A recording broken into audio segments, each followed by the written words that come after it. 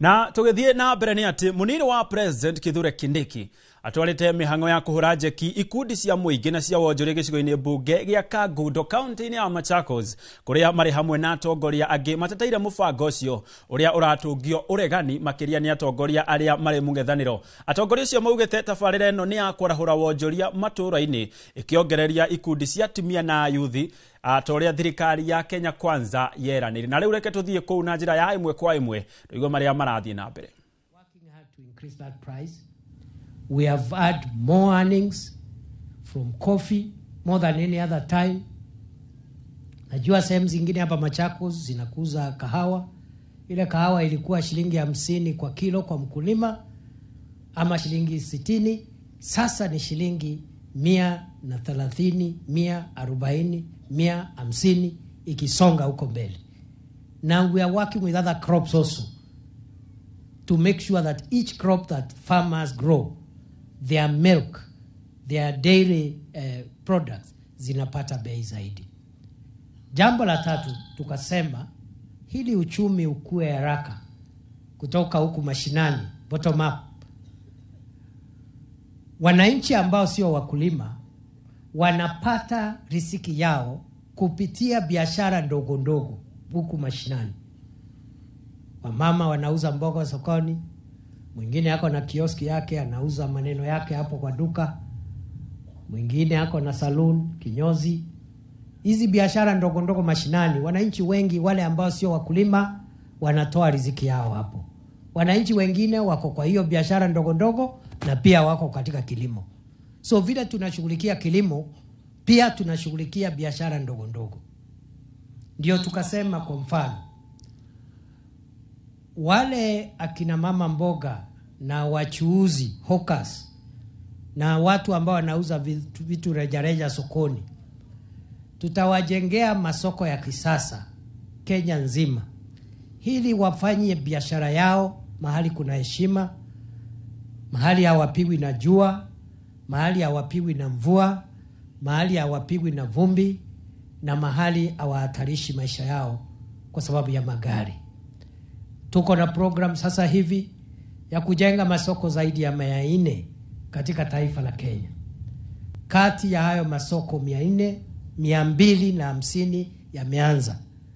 Na kati ya yale yameanza 250 hapa Machakos tunajenga soko kubwa kule Machakos town ya 450 million. Tunajenga soko ingine kubwa kule Matu ya 350 million. Na pia tunajenga soko zingine huku mashinani, ESP markets zingine 13 hapa Machakos, ikiwemo soko yetu ya Kidhimani, na hata hapa Masinga tutaweka soko. So we have 15 other ESP markets. Then we have the modern market in Matu, 350 million, and the big market in Machakos town, 450 million. Mungetaka tujenge masoko? Tujenge tusijenge? Tuendelee na hiyo kazi? Kila soko iko na sehemu ya kuuzia bidhaa, sehemu nzuri, sehemu ya wanabiashara wa pale kufanya mikutano, social hall, iko na boardroom, iko na pahali akina mama ambao wako na watoto wadogo, mahali wataenda watoto wakae pale, wacheze, watunzwe. Mama anaendelea na kuuza mboga yake na nyanya. Mtoto akisikia njaa, mama anaingia kwa mother's room, ana sort out mtoto na anarudi anaendelea na biashara. Sio ni kupatia heshima akina mama wetu? Kwa sababu ukiwa na mtoto mdogo, mtoto ni baraka, lakini asifunge kazi yako mpaka biashara yako iharibike kwa sababu uko na mtoto. Mbona ni wamama peke yake wanafurahia hiyo kitu? Mimi naona wanaume hawasemi. Kwani hao watoto wanatoka wapi? Ni wetu si wetu jameni?